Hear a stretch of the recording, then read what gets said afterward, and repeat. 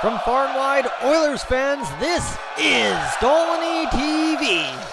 This is Dolynny TV, as you guys saw in the graphic, and today we're back talking about trade targets for the Edmonton Oilers. Obviously, I thought yesterday I should put out that Bobrovsky one. I was kind of kicking the tires on it, really liked the idea. Obviously, you guys liked the idea to the extent that you didn't like it really much at all. So today I'm coming back with another one.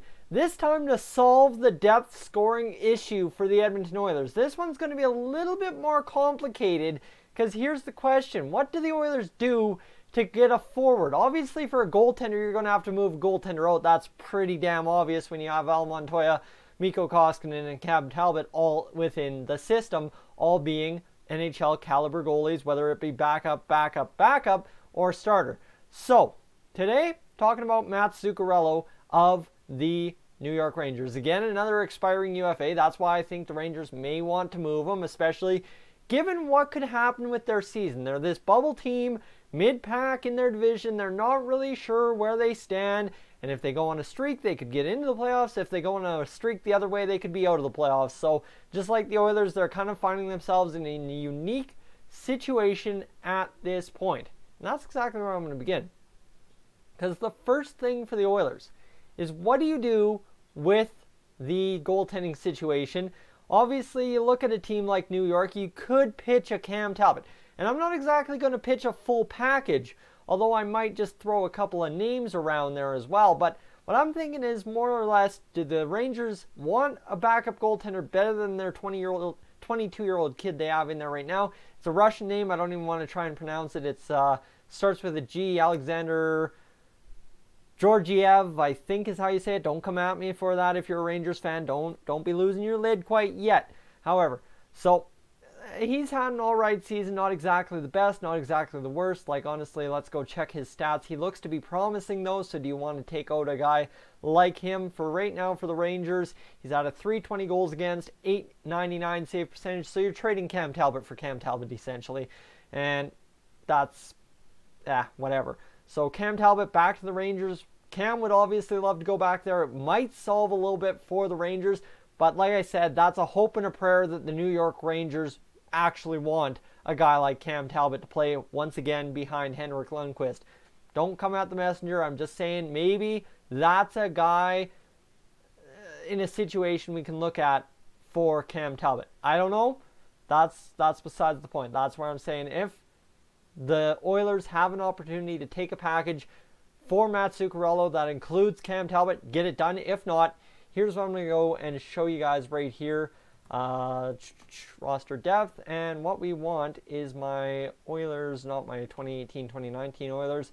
Where is the Elite Prospects roster? Because I want a guy like, I will get the name in a second here because you're going to see what I'm meaning when we're talking about trading away guys from the Edmonton Oilers. What I'm talking about is a guy, not Kirill Maximov, not Ryan McLeod, not Patrick Sekinen, not Skylar Brindamore, not Joseph Gambardella, not Cameron Hebig. I'm talking about a guy like Tyler Benson. Tyler Benson is a guy who, you know what, given that you've got Cooper Marody, given that you've got guys like Cameron Hebig, Joseph Gambardella, and Kirill Maximov and Ryan McLeod coming through the system, Tyler Benson's kind of been here the longest for the majority of those guys.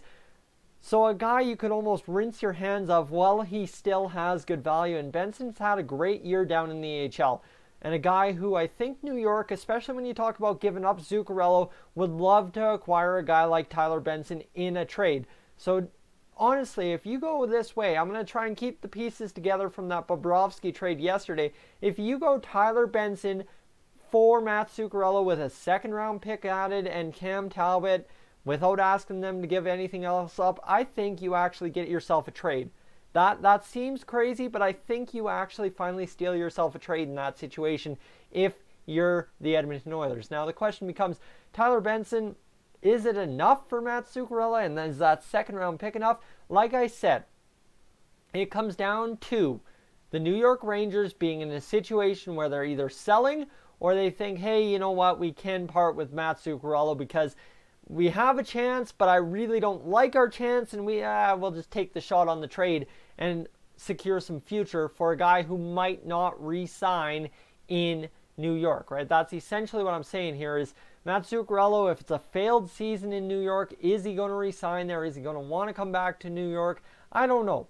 I don't think so. He's 32, I believe, right now.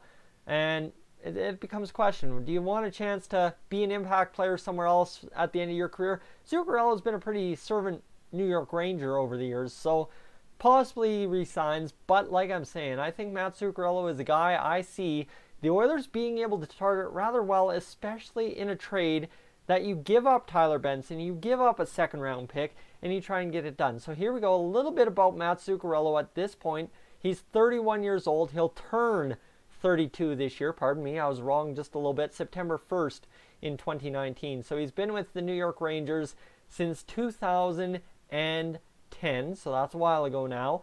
And essentially, he's had years where he's wearing the A for the back-to-back years. 53 points last year. So a guy who, yes, he puts up more assists than he scores, but that is not a bad thing when you're talking about a team that has Connor McDavid, Ryan Nugent-Hopkins, Leon Draisaitl, a guy like Jesse Puljujärvi who could use some more passes to set him up, a guy like Kailer Yamamoto, Tobias Rieder. Honestly, if Matt Zuccarello is an assist man, get him the puck, get it passed, and man, if Leon Draisaitl scores 50, we are gold, boys. We are absolutely lighting it up. So 25 games played for Matt Zuccarello this year, 14 assists, or 14 points, 4 goals, 10 assists. He's had a great year. Right now, though, on the New York Rangers, this is the problem with Matt Zuccarello. He is a minus 16. Although career-wise, he's not a minus player. You got to look at it. The past 2 years on the Rangers, yes, he's been a minus player. However, the years previous, 15, 2, 17, 11, 10, and an even 0, and then 2 in 42 games with the New York Rangers back then. So, honestly, Matt Zuccarello is just having a tough go of it with New York right now, and a guy that the Oilers might really seriously need to look at picking up, especially given, like I said last year, 16 goals, 37 assists for 53 points. That's a massive boost when you're getting a guy that's a 50-point scorer for the Edmonton Oilers. Now the problem is, I know it's a tough sell again. I'm trying to sell Cam Talbot in a second-round pick plus a prospect. Tyler Benson, is he good enough to equate that kind of package for Mr. Matt Zuccarello? See, I get ahead of myself sometimes. Sorry, guys. I get too excited. So, Matt Zuccarello, the real other question here is his $4.5 million cap hit. That's why I think Cam Talbot's got to be included, is you got to say, hey, we'll give up Tyler Benson in a second for Matt Zuccarello if you take Cam Talbot, and that's obviously an issue. So, unless the Oilers get retained salary on Zuccarello, but I don't think Tyler Benson is that good of a prospect. That's why I'm saying it's a 3-for-1 trade, a pick and 2 players for Matt Zuccarello. Now, I mean, you could throw in Benning, Gravel, or possibly Manning if you want. I don't see it, but if the Oilers want to go that way, they could very well go that way. I don't see that being a very big trade need in this one. I feel the package, Benson a second and Cam Talbot, is solid enough to get Matt Zuccarello. Now maybe you throw in Cooper Marody or another guy who's not exactly as high up on the list, like say I don't know, not a Caleb Jones, but somebody in there. Like, do you part with Ethan Bear? That's a potential. You could do that. Other guys included in the system, guys like Marcus Niemelainen, that's a guy you could look at. You can look at parting with one of the goaltenders we've got down there, Oliver Rodrigue, right? If you say, hey, take Cam Talbot and we'll give you Oliver Rodrigue with Tyler Benson in a second-round pick, there's a couple of moves. But I think the key pieces in a Matt Zuccarello trade have to be looked at as Benson and a second-round pick, and then, of course, Cam Talbot is kind of the salary chunk that makes this trade viable for both sides. That's what I'm looking at. I don't know, guys. You're going to have to give me your take in the comments section down below. Is it a way out to lunch like a lot of you guys thought the Bobrovsky trade was? Or is this trade target actually a lot more realistic for the Edmonton Oilers, just given the fact that maybe if they have a GM who has a clue what he's doing, could get a trade like this done without getting taken to town and giving up a guy like Ryan McLeod instead. I think Tyler Benson, very solid, NHL prospect, and I think given the time and given the right place in New York, he could get it done. So, guys, like I said, comment section down below. Hit me up. What do you guys think? I will catch you guys, as always, in the next one. Make sure to tune in tomorrow for the game preview against the Arizona Coyotes, which I am hoping is going to be a big old W for the Edmonton Oilers. Either which way, thank you so much for your support. I am Tyson. This is Dolynny TV. I will catch you guys in the next one.